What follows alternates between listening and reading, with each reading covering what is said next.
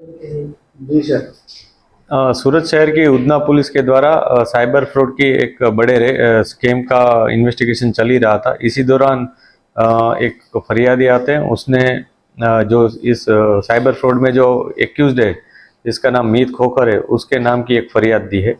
जो विक्टिम है उसने ऐसा बताया है कि मीत खोखर ने उसको अलग अलग झांसे देकर, अलग अलग स्कीम दिखाकर उससे 39 लाख रुपए लिए थे और उसको फॉरेक्स ट्रेडिंग में यूज़ करने के लिए उसने ले लिए थे।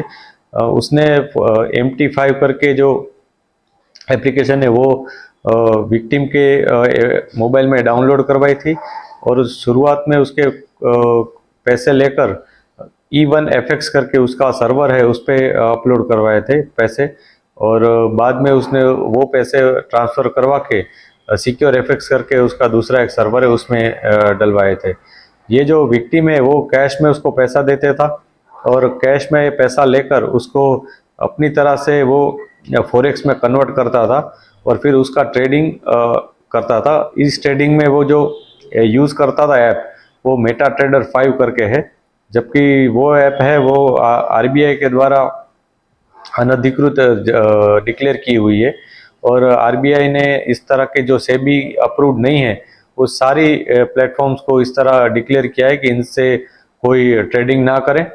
MT5 जो ऐप है उसके ऊपर इसने थोड़े थोड़े पैसे लेकर शुरुआत में इसको कुछ प्रॉफिट भी दिलवाया था और प्रॉफिट का जो उसको रिटर्न मिलता था उसमें वो उसको कैश अमाउंट ही रिटर्न करता था, ना कि उसको कोई ऑनलाइन ट्रांजैक्शन मिलता था।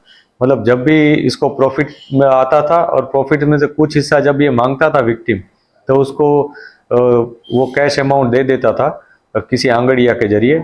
और जब भी और बाकी का उसका सारा ट्रांजैक्शन ऑनलाइन ही होता था। और वो जो विक्टिम है उसके एक यूज़र आईडी पासवर्ड भी दिए गए थे, जिससे वो ऐप में होते सारे ट्रांजैक्शन देख सकता था।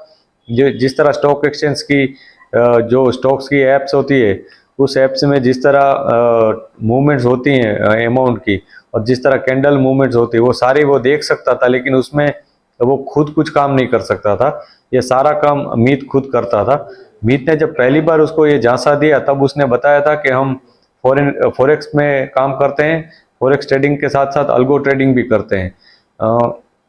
अल्गो ट्रेडिंग के लिए जब विक्टिम ने बताया कि मुझे इसके बारे में कुछ जानकारी नहीं है, तो मीत ने बताया था कि ये सारा काम मेरा है, तुम सिर्फ मुझे कैश अमाउंट दे दो। और मैंने बहुत लोगों को इसी तरह फ़ायदा करवाया है। इस तरह करके उसने 5 से 7% का रिटर्न पहले और बाद में सिक्योर एफएक्स जो सर्वर था उसमें उसने 8 से 12% का रिटर्न देने की उसको प्रॉमिस दिया था, लेकिन इसमें से कभी कुछ सच नहीं हो पाया था। थोड़ा थोड़ा उसको प्रॉफिट देकर, और जब लास्ट में एक बार उसको काफ़ी ज़रूरत थी तो उसने पैसे मांगे थे, तो उसने बताया कि अभी थोड़े दिन में मैं तुम्हें दे दूंगा। और फिर एक दिन उसको ऐसा बताया कि भाई तुम्हारे पैसे हैं वो इंटरनेशनल इस तरह के कुछ न्यूज़ हैं, कुछ इंसिडेंट्स हैं, ऐसी बातें आ रही है, इस वजह से सारा पैसा तुम्हारा जो फॉरेक्स में था वो सारा ज़ीरो हो गया है और अभी हमारे पास कुछ पैसा नहीं है। और फिर जब विक्टिम को तब पता चला कि उसके साथ काफ़ी बड़ा स्कैम हुआ है, बड़ी धोखाधड़ी हुई है, तो विक्टिम ने आके फरियाद दी थी। और इस तरह के बहुत से विक्टिम हो सकते हैं, हमारा भी कई लोगों ने कांटेक्ट कर रहे हैं, लेकिन अभी तक जो भी ऑफिशियल हमको आकर किसी ने रजूआत नहीं की है। जो भी हमको इस तरह की रजूआत करेंगे उनकी बात पे ज़रूर से ध्यान दिया जाएगा और कानूनी कार्यवाही की जाएगी। मीडिया के थ्रू भी मेरी हर लोगों से अपील है कि आप भी अगर इसी तरह फॉरेक्स ट्रेडिंग के किसी भी स्कैम में आए हुए हो और आपके साथ भी धोखाधड़ी हुई हो, इसमें से 5 जो एक्यूज हैं, मीत खोखर, विशाल लिंबाणी, विशाल साकड़ा सरिया, अंकुर पटेल और एक का नाम पीयूष कुकड़िया है।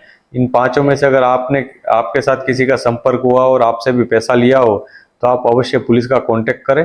आपके जो एविडेंस होंगे, आपकी जो रजूआत होगी, उसके ऊपर ज़रूर से कार्रवाई की जाएगी। और कोई भी हो तो आप अवश्य पुलिस का संपर्क करें। अभी तक जो हमें इन्फॉर्मेशन है उसमें मीत ने इससे 39 लाख रुपए लिए थे और थोड़े ही रुपए उसको वापस दिए थे और बाकी के सारे उसको ज़ीरो कर दिए थे।